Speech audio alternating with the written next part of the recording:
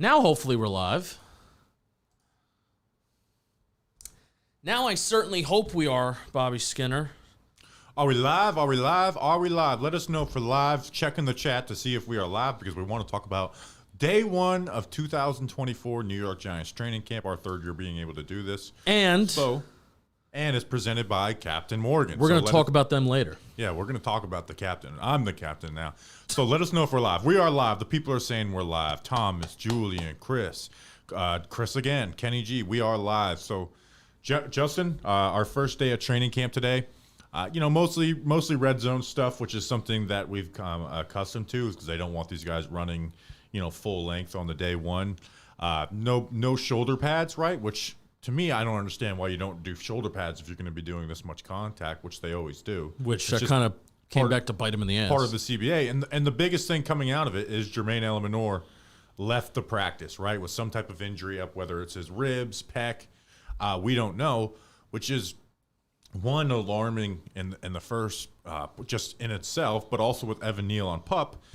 We're going to hit, this is going to be like the biggest talking point of our next podcast is, Germaine Elor was working at left guard all of spring and even said, hey, I'm not working at right tackle. Like I have never played left guard really in the NFL. I'm solely focusing on left guard. And with Evan Neal being on PUP, they immediately put Elor back at right tackle, which, talks about their long-term plans and how much Evan Neal's a part of it. But he went down. So we don't know the extent of the injury, but, on the list of guys we didn't want to get injured, he's at the top of it. Yeah, man, and it's not just because that Evan Neal's on PUP. It's just because Evan Neal's not good. That's also it's the biggest piece of this conversation. And this is where the NFLPA gets themselves bitten in the ass a little bit. This is the downside of these guys just don't want to be in pads and we don't want to practice. Yeah, but shoulder pads would have totally, avoided this injury. They're not wearing rib pads, and it looks like he was really holding his stomach in his mid area in some way. Like I don't right here. You saw him get the shot from Dexter Lawrence right here. Yeah, and I like I said, I know they're not wearing rib pads, and these guys don't really protect themselves a whole lot anymore. But I do think it is a whole different element, and it's a whole other different animal of, at least when you have tops on. I'm not talking about full pads. Full pads day one is a little crazy, but I feel like when you have at least the tops on, you feel a little bit more safer. There's a reason why they wear these things, man, and it's just it's a shame that that's how we have to start day one of camp. A player that we're overall pretty excited for, a guy that's excited to be here. And he was down for a couple minutes. Hopefully it is just... a couple minutes, then walks off, and then goes and lays on his back on the sideline. Hopefully it is just that he got ran into. That's what I'm hoping it is, and it's not anything. Could be bruised. Bruised ribs hurt pretty freaking bad, too. It could be, hopefully not a broken rib. But they say broken ribs are actually less painful than bruised ribs. And as someone who's had their ribs bruised a few times, that does hurt. But I do think overall this speaks to something we've talked about all the offseason, right? We've said it ad nauseum that, hey, one, I think Germaine Elor should be working at tackle because you're betting on Evan Neal being good and a lot of things moving around that, right? So Evan Neal's on PUP, but we said not even just, hey, not if Evan Neal's good. What if one guy goes down? Like, you've got to have plans in place. So, Greg Van Roten was in for a visit on Monday. They need to go get Greg Van Roten. He's a must, man. Or whatever guard they feel comfortable with. And I haven't watched Greg Van Roten film. I've just seen the stats, but there's familiarity there with Carmen Brasillo. He had probably his best season of his career last year under Carmen Brasillo. It's a must because you can't be this low on depth, right? You can't have Josh Azudu, being, going in at your fourth tackle. You got to have answers, right? Especially if you're working Elor at guard. You just have to have answers. So, we don't know the extent of the injury, but that was the biggest thing coming away from this. Oh, God, not Elor. Yeah, for sure.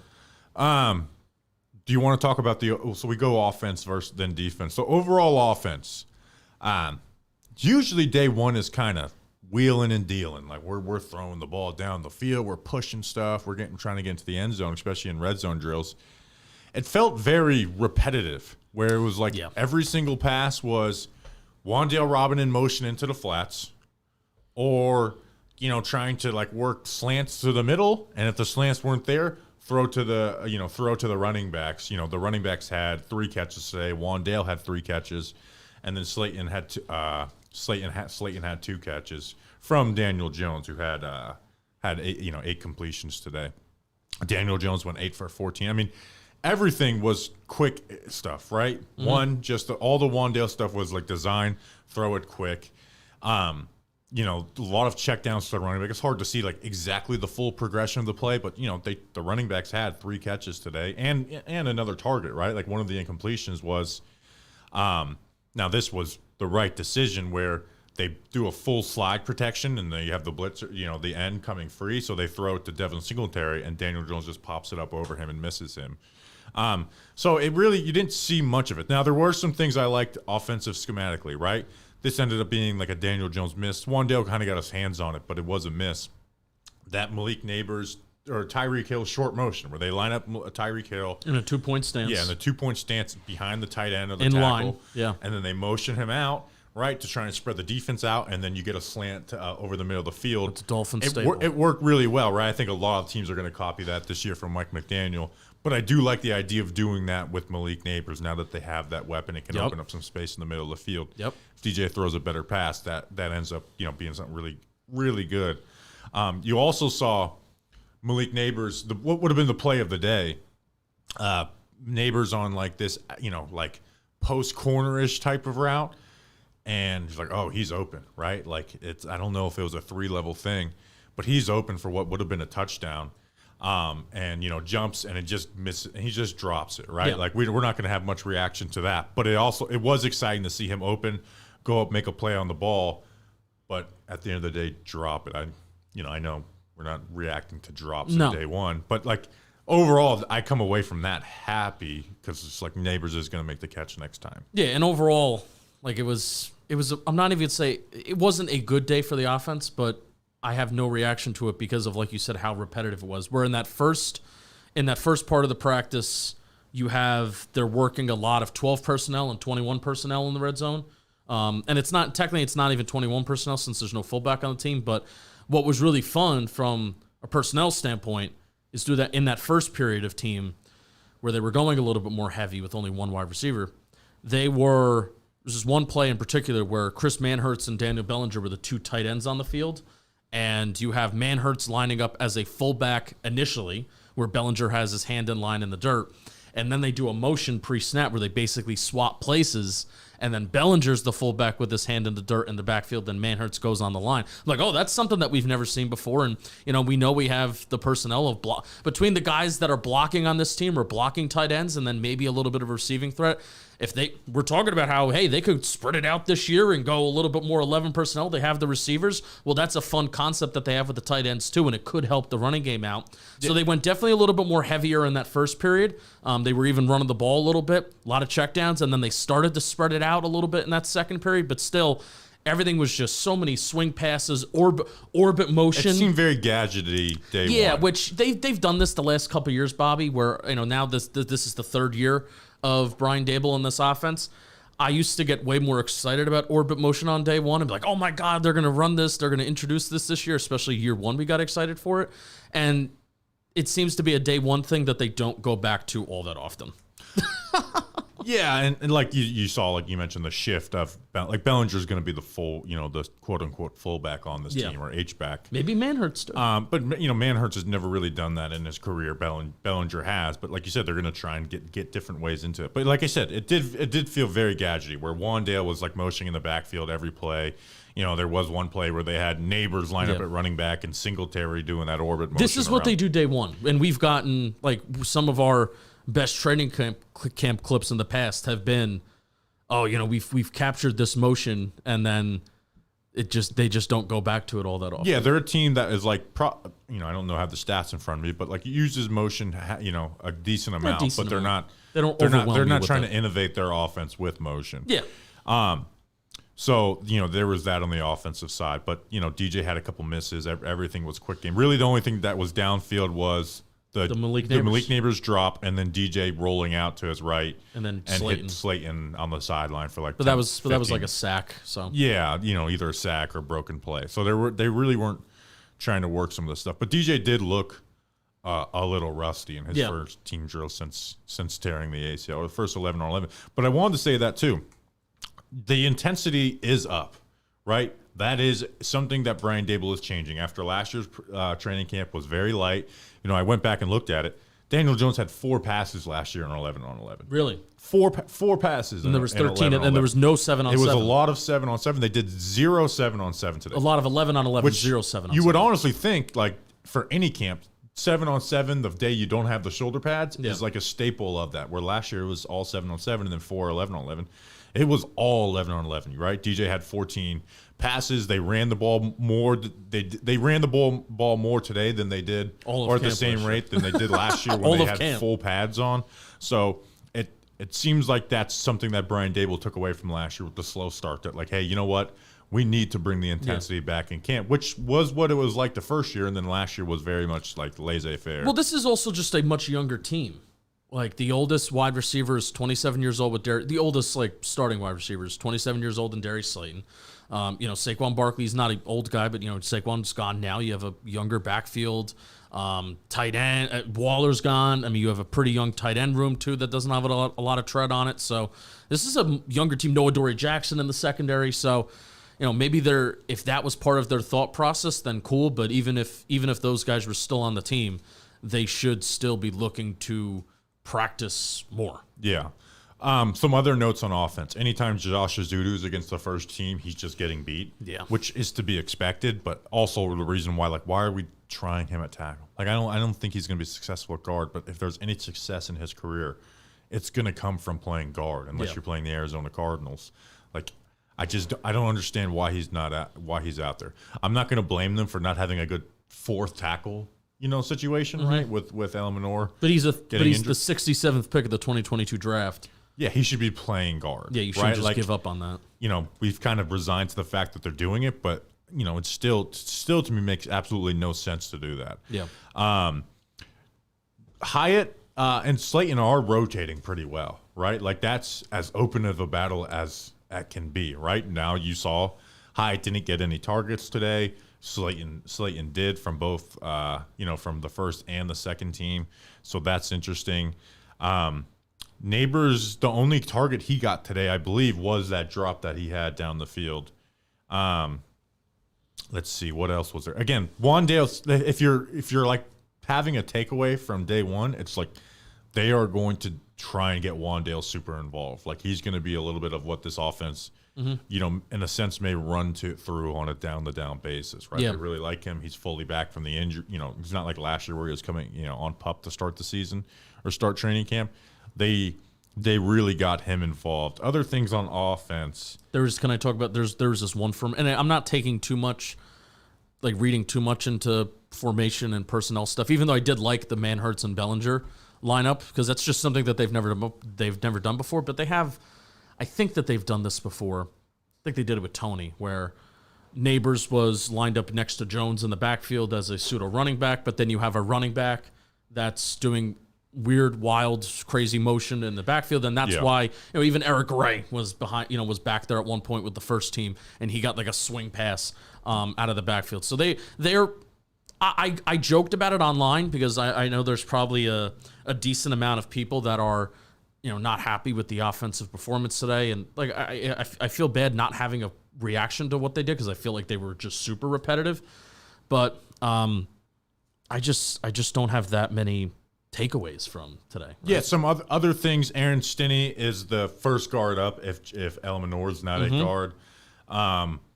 Other offensive notes. So the two, what would have been the plays of the day is a Malik Neighbors drop, and then they run a little leak play with Lawrence Cager from Drew Lock, and Lawrence Cager makes a great catch, adjusts to the ball, but it was out, he had his feet out of bounds, from Drew Lock. It's the two what would be big plays of the day end up being what ifs.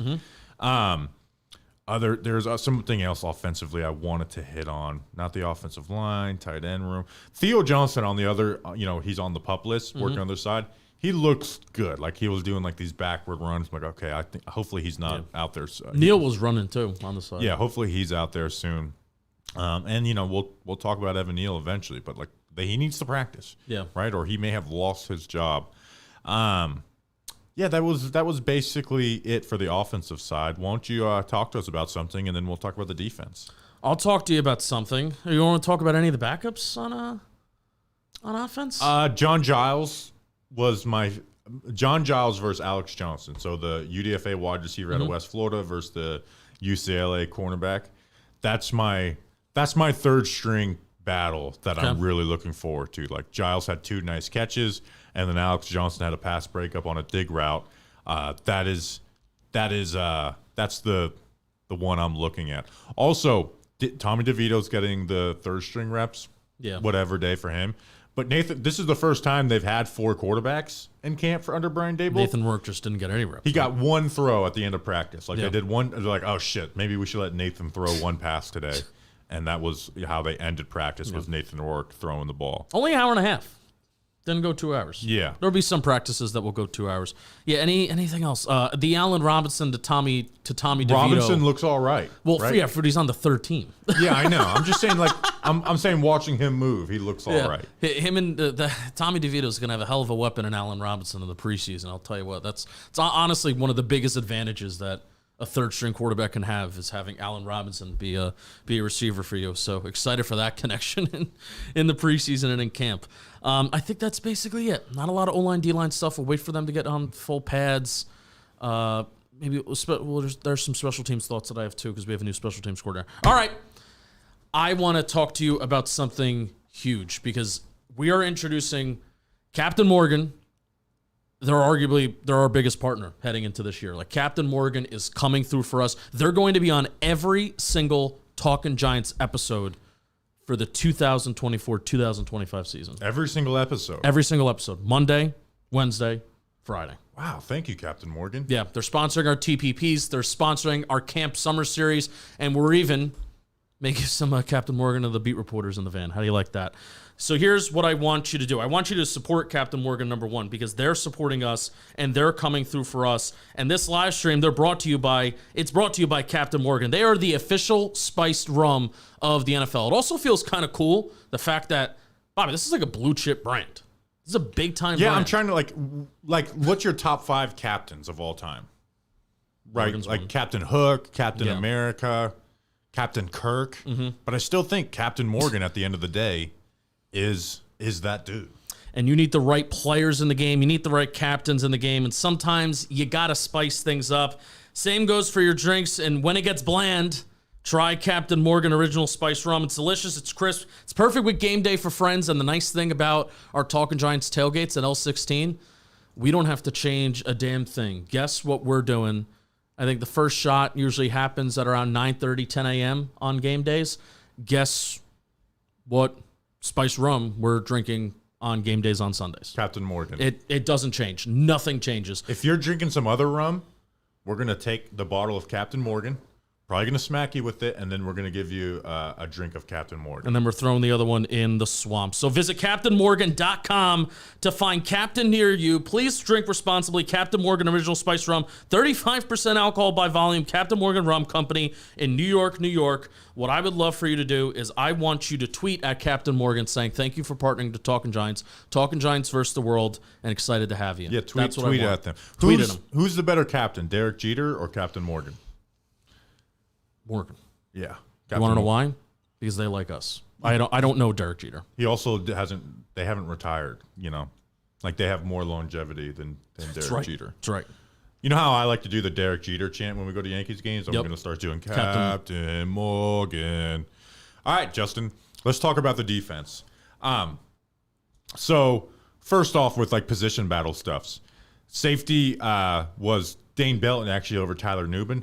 Now, this is a NFL thing, right? Seniority. No matter what coaching staff is, day one, seniority gets the nod for first team, right? Like I remember even last year, John Michael Schmitz didn't take first team snaps at center day one, and the entire rest of the camp, he was the first team center. Like didn't take one rep off the rest of the camp. McLeod got starting slot over Drew Phillips. So yeah, Cordell Flott was outside corner, but Nick McLeod being at nickel and starting slot is, you know, we talked about him on our projection today that came out. We talked about him on the positions battle. I do think he's better at the nickel. 1, because of the run defense.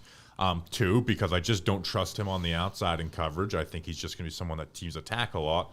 And his physicality, like he can press guys up from that spot where the other guys probably can't. So I do think Nick McLeod where I cornerback 2, I was kind of like an absolutely not kind of guy. At nickel, I'm more than okay if he gets the first crack at that.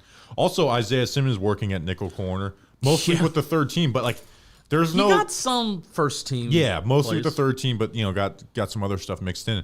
But I will say there's no.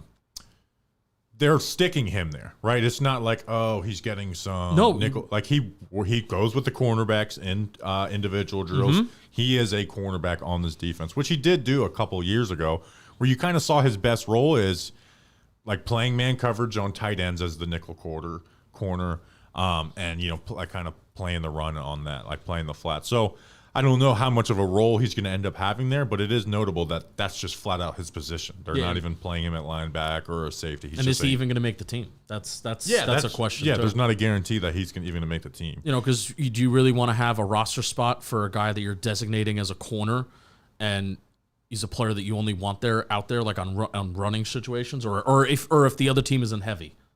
Yeah, or on third down, as that money backer. So we'll see what the role is for him. But then wouldn't he be a safety if that was going to be the role? I mean, Shane Bowen even said on the Hard Knocks, like the money backer on third down, which is similar to how Wink Martindale used him. But you saw some different look. Like they were living out of too high, which I think was part of like the just get the ball out quick type of stuff today. Mm-hmm. But they lived out of that. But you did see some different looks, right? Like there was a play where Tyler Nubin rolled down late and blitz. They put a lot of guys on the line. Yeah, like rotating the safeties late and stuff. I didn't really catch like what the exact coverages and stuff were, but you did like they were doing a lot with their safeties, right?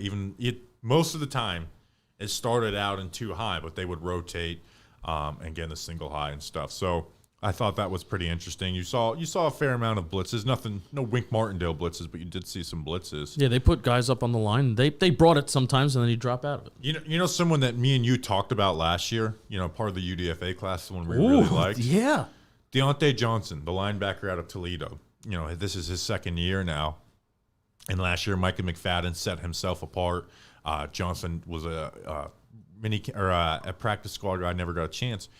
He was the starting linebacker on the second team, him and Beavers. Mm-hmm. Or was it Moa? Oh, yeah, sorry. It was him and Darius Moasso were like but they would even sprinkle him in on the first team, and Drew Lock's first pass of the game, or first pass of practice, was Deontay Johnson reading his eyes, getting out there, and then getting his hands on the ball, tipping a pass. It was awesome. It was one of the best it might have even been the best defensive player. Yeah, he looked really good out there. And something that, I don't know if this is a coaching point or just what happened on the first day, I think there was 3 passes tipped up at the line of scrimmage, right? Ryder Anderson had one on Daniel Jones. Jordan Phillips had one. And then Boogie Basham, I don't know who tipped it up. I think there was only 2 because Ryder Anderson had the first one, and then Jordan Phillips tips one up, and then Boogie Basham gets the interception. Yeah, and Boogie Basham got the interception on Drew Lock, who, by the way, Boogie Basham's wearing number 55 in black sleeves, and he's like a bigger edge. He is just trying to be Jihad Ward on dancing around. Yeah.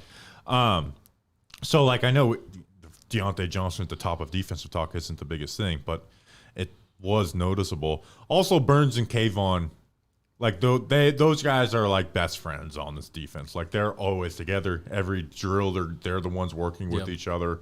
When they're doing special teams, those guys are on the side just doing edge stuff with Charlie Boolin, the outside linebacker coach. Yep.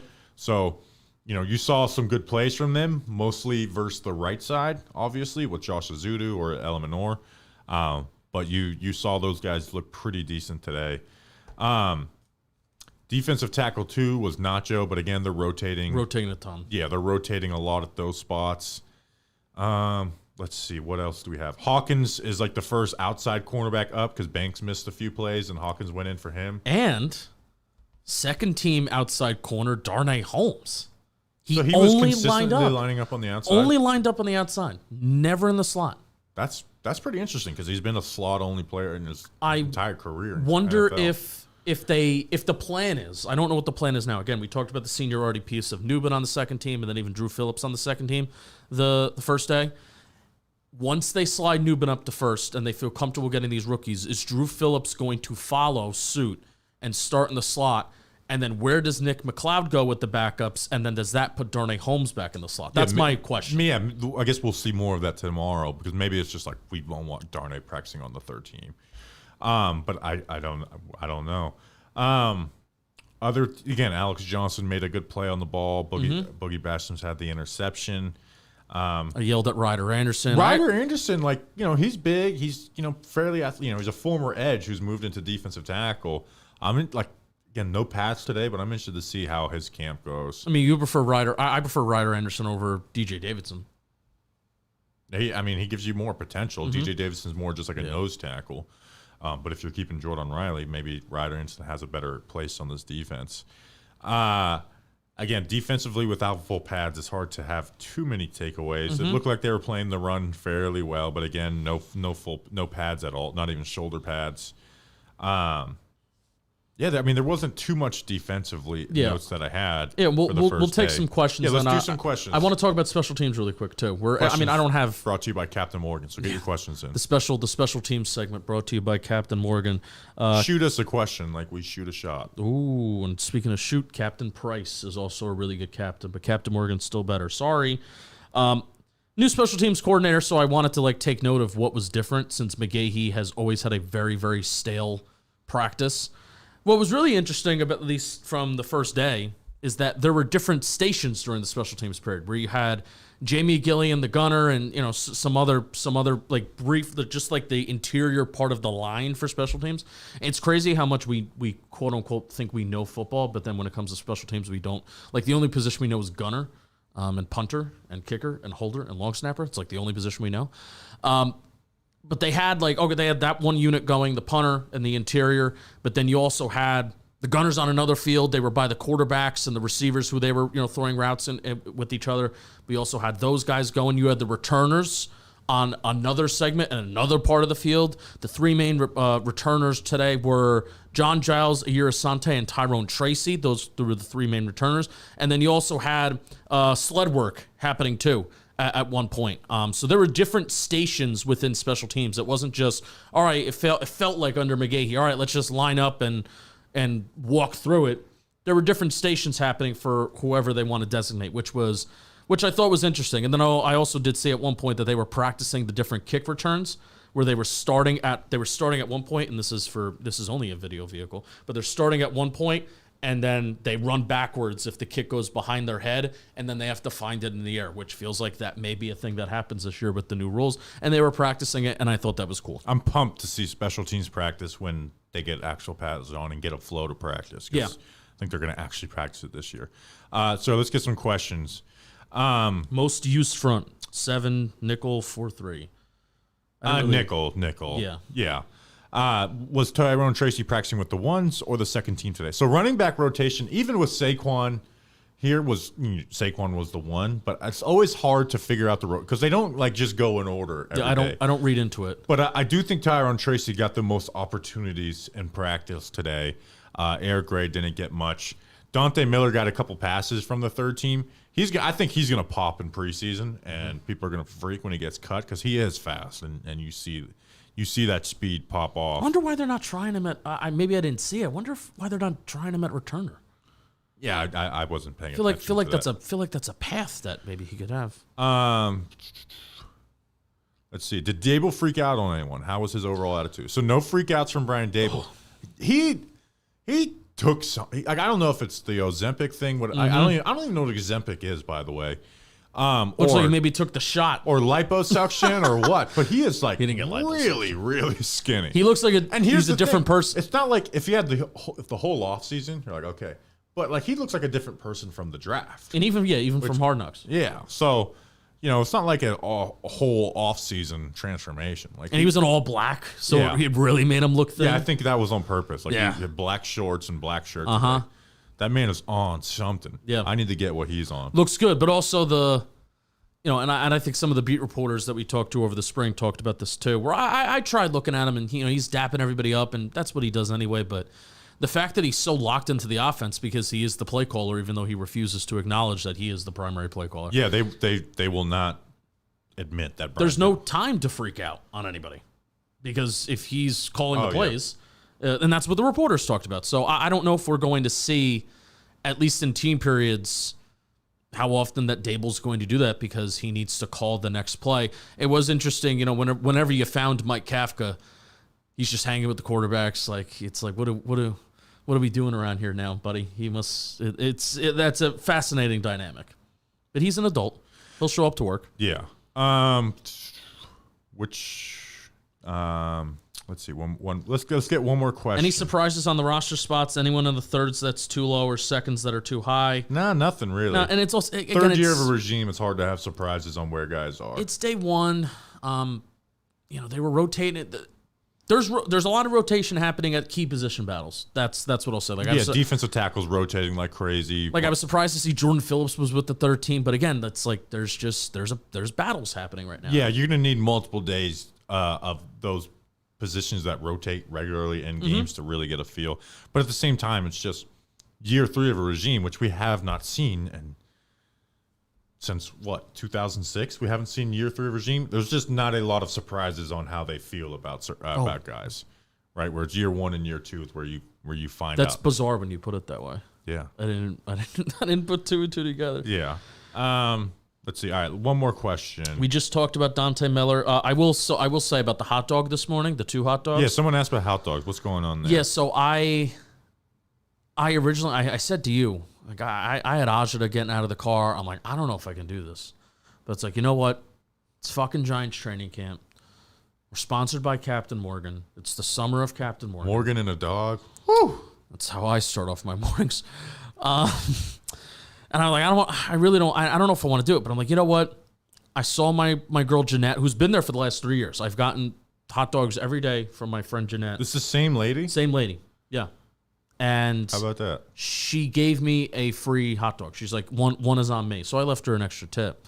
She's like, one is on me. I'm like, all right, that was the sign that I needed to do what I needed to do, and we need to carry on tradition. Yeah, you can't let her down. No. All right, we'll be back tomorrow recapping practice. Obviously, all of our daily episodes will be out every morning. Check out today's player profile projection of Wandale and Nick McLeod. Better offense, please. Yeah, I want to see some explosives tomorrow. So we'll see you tomorrow recapping all the practice. Until then, let's go.